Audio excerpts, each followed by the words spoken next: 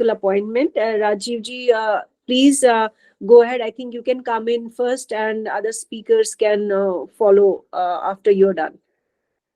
Okay, well, thank you to the organizers. I apologize that I'll have to leave soon because I told them already yesterday that I have a appointment and I have to leave, and they said you go first. And so anyway, I have very little time left now for this.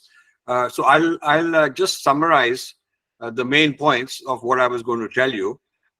Point number one, that we must know the source of all these problems. We can keep looking at the effect, complain about it, but we must know the sources. And the source is multifaceted. It is not one group of one bad guy or one ideology. I would say there are multiple nexuses, and you can loosely call them globalists.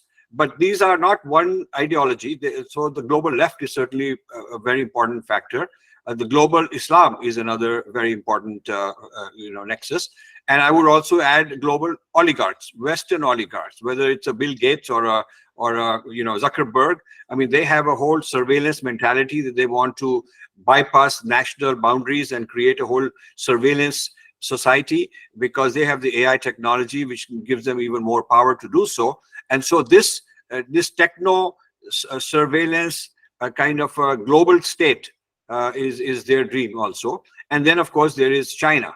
And these different kinds of globalists, each while they are ideologically not aligned with each other, they have a common enemy. They want to bring down the current world's order, the Bretton Woods type of U.S. structure, which has run the world pretty much since World War II. And by dismantling this, they hope that they will get the upper hand, that they will get ahead.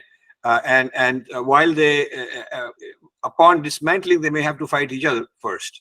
But that's a subsequent stage which they haven't reached yet. So for now, there are multiple of these entities, each trying to dismantle. And India is one of the most precarious, most vulnerable countries for a number of reasons. While the United States is the target, the big target, and Europe, the point is they have counter movements. They have very strong intellectual movements, think tanks, and public intellectuals who are well informed. They talk about these things. India does not. I mean, I live here in Princeton, and I look at how Princeton University has been turned into a bastion by our own billionaires. There is a Chadda Center for International Studies or whatever, and they're having these conferences on India. And their conferences, the speakers they're bringing are the Breaking India type speakers. These are our own billionaires. And we finished writing a book a year ago. We published on how Harvard has a whole lot of Breaking India nexuses, that are funded by the Indian billionaires. And I've talked to some of these billionaires, and they are doing this. So the pushback which we saw from the Jewish billionaires against the anti-Israel activities and anti-Zionism activities, good for them that they at least have people who push back. Our billionaires not only did not push back, but they actually funded some of the dismantling Hindutva and so on.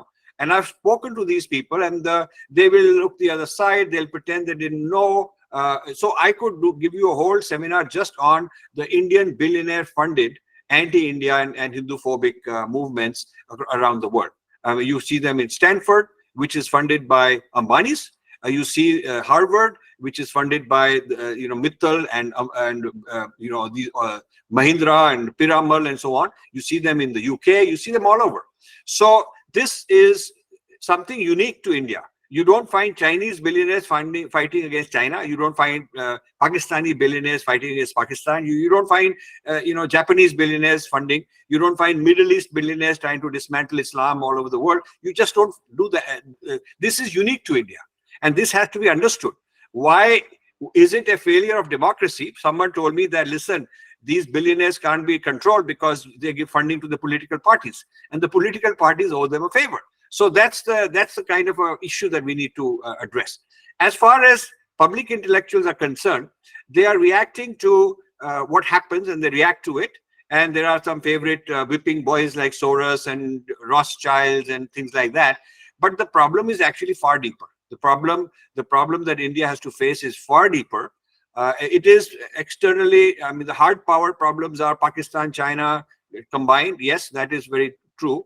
But the as far as intellectual warfare is concerned, as far as emotional warfare is concerned, as far as disrupting the narrative, as far as disrupting the school education is concerned, these forces are far deeper. And collectively, you might think of them as globalists. And globalists are all those different forces for their own separate reasons that want to supersede the national, the country by country world order and replace it with some kind of a global order. The Muslims would like a caliphate. That's their vision. China would like its own kind of through the Belt and Road kind of create a whole new virtual empire kind of a thing. Americans would like to hang on to the Bretton Woods and the dollar reserve currency and so forth.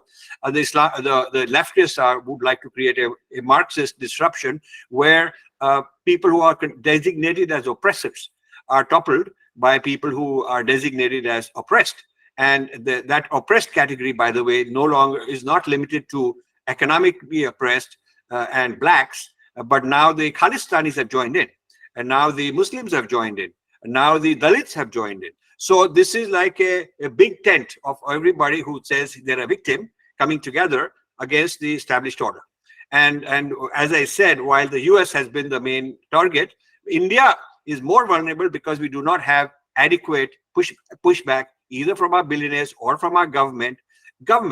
So this is a topic I won't go into. I don't have the time to do it now, but I have a book coming, a new book coming out later this year, in the next 2-3 months, which talks about the infiltration into the government, into Niti Aayog, into the bureaucracies, into various organs of society in India, very quietly, very deep infiltrations by these kind of forces.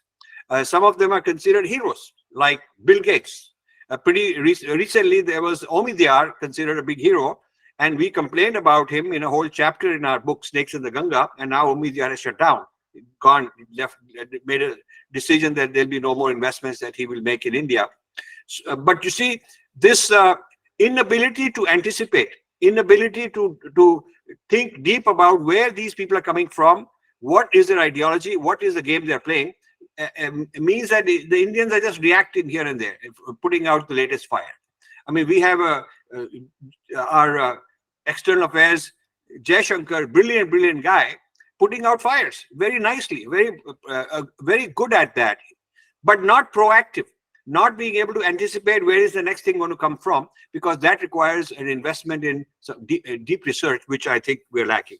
So I wanted to talk about what's going on with the anti-meritocracy movement from Harvard to dismantle the IITs. We wrote a book on that, the dismantling of IITs, and why that dismantling of IITs by putting in liberal arts education from inside and having this whole critical caste theory coming out from Harvard, Chura Jengde kind of people, and asking for repatriations, reparations.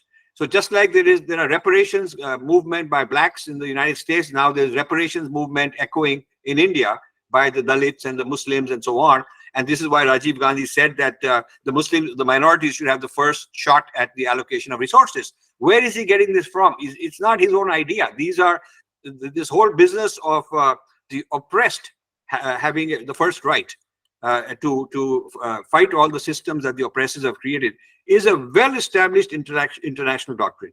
This is behind why in the United States the Biden administration has brought in 9 million illegal immigrants across the Mexican border. 9 million in the last 3 years. This is why there is lawlessness in American cities, where people are going and rampaging, stealing things from stores, and up to $1,000 theft. The police won't even file a case because they don't want to.